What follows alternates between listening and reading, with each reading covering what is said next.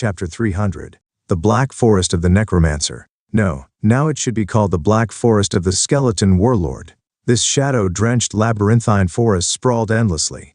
Had it not been for the warlord, whose knowledge of the gate's interior rivaled the familiarity of his own hand, I would have undoubtedly lost my way.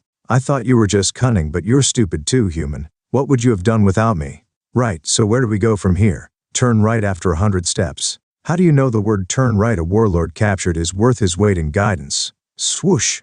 I surged ahead, following his directive with blistering speed. The recent augmentation of my chi, thanks to the half-gapcha from Mr. Choi, meant my energy was inexhaustible, flowing unceasingly like a perpetual spring. The more the merrier. After a relentless sprint, human activity, voices, and movement gradually became discernible. My newly enhanced vision pierced through the dense foliage, recognizing familiar faces hundreds of meters away. Mr. Choi and Butler Kim, Mr. Rough Guy and Song Song too. Even the new guild members I dispatched barely an hour ago were there. But why were these individuals, who should be engrossed in cultivation, gathered here? Then it struck me. I forgot. I had anticipated chaos outside. My original plan was a swift departure post-dealing with the warlord and his skeleton minions. Yet I had been sidetracked by the lure of an unexpected experience farm. There must have been quite a commotion outside in the meantime. Considering the elapsed time, my delay wasn't critical. I guess I'll just have to explain the situation. No big deal. I was about to emerge from the brushwan.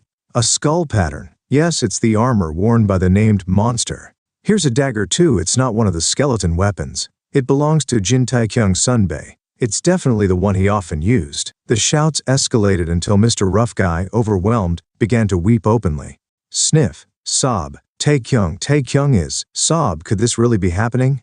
As I stood frozen, mouth agape, the warlord swiveled his eerie green glowing eyes towards me. It seems these humans think you're dead. Yeah, seems like there's a huge misunderstanding. Then shouldn't you stop hiding like a mouse and go out there?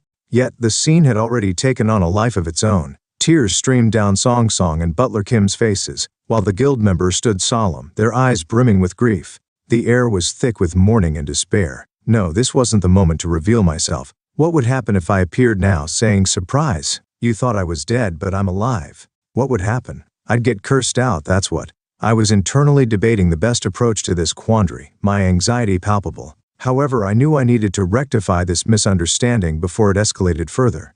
But first there was the matter of the warlord. You, go inside for a while. Huh? What do you mean? I'm not sure if it will work, but since people might be shocked, just stay inside for now. Inside where? The warlord's confusion was apparent, but I ignored it, focusing inwardly. Open inventory. Store. Pop. With a soft pop, the warlord's skull vanished from my grasp. The inventory, typically inaccessible to living beings, should theoretically accommodate the undead warlord who had been stripped of life long ago. Oh, it worked. Ugh, where is this? What, you can talk from inside there? Perhaps the inventory's connection to me allowed this unexpected communication. I had never put anything alive in there before, so this was a first for me. As I pondered this novelty, the warlord's irate voice resounded in my mind. What have you done to me? Let me out right now. I can't let you out. Do you think you can get away with this? An eternal life free of sickness and aging awaits me. Seems like an endless existence is my fate. It's suffocating. I'm losing my mind. Why are you suffocating? You don't breathe anyway, you human.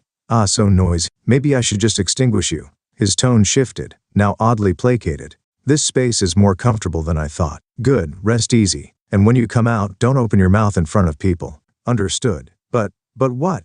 You, a cunning human, seem to have quite a lot of friends. A considerable number of intruders have just entered. Peering through the foliage, I spotted hundreds of hunters advancing like a tidal wave. The warlord wasn't entirely wrong. A large group, yes, but friends? Hardly. Especially the one leading the charge. His demeanor, that of a conquering hero, was anything but a friend. Sako Jun? What was he doing here? The middle-aged man beside him was a familiar face from TV and newspapers. The Soul Association president came out too? The Ares Guild, and now the Soul Association. The situation had escalated beyond my initial expectations. Revealing myself now seemed more daunting than ever. I found myself amused, albeit anxious, by the ensuing conversation. Look at them. Their fragmented dialogue was revealing enough. Li Zhongryong had sent Xiaoko Jun to eliminate me, viewing me as a threat.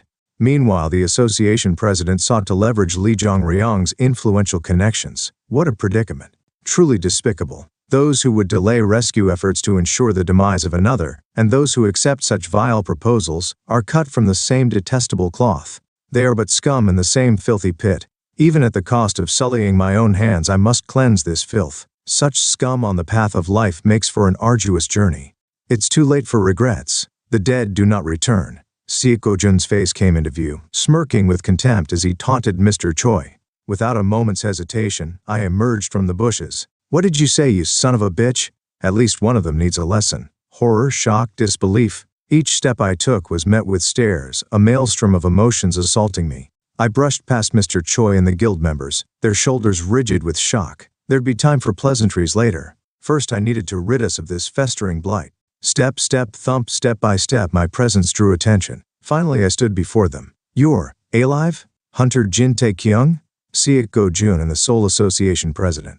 I locked eyes with them, their expressions flickering between disbelief and fear. "What's wrong? Disappointed that I'm alive? That can't be. That's strange. Your response seems half a beat too slow. It's just your imagination." Seok-Go-jun's tone steadied, feigning composure. "We were all looking for you. Where have you been?" "Oh, just taking a piss nearby. But when I came back it was almost like the funeral was over and the 49th day memorial service was done." "Taking a piss?" "I drank a lot of water before entering the gate. You took quite a long time for tat. It's a symbol of vigor. Interested? I can show you how to make a rainbow. It's pretty beautiful. Judging by your nonsense, you seem fine." "I'm always fine." But my words trailed off into a faint smile. "Do you have some illness? All I hear is nonsense spewing from your mouth like rabies." Just listening to it was amusing. All that talk about appreciation medals, it sounded like bullshit. Seok-Go-jun wasn't the only one visibly perturbed. The Seoul Association president, having been quietly observing our exchange, interceded with flushed indignation. "Young man, you have quite a foul mouth." "Yes, I do have a foul mouth. But who are you?" My directness seemed to ruffle the association president. "You don't know me? Are you perhaps the president?" "No, I'm not." "Then you should introduce yourself." "Ha, really? In my life I've seen all sorts." Oof. His demeanor oozed authority and arrogance. Clad in a suit, his chest puffed out conspicuously. "I am Lee Woo-jung." "Ah, Lee Woo-jung," I mused, scratching my chin innocently. "Then do you know Kim Jong-hee?" Note, this person's name in Korean can be spelled as Jong-hui or Jong-hee in English.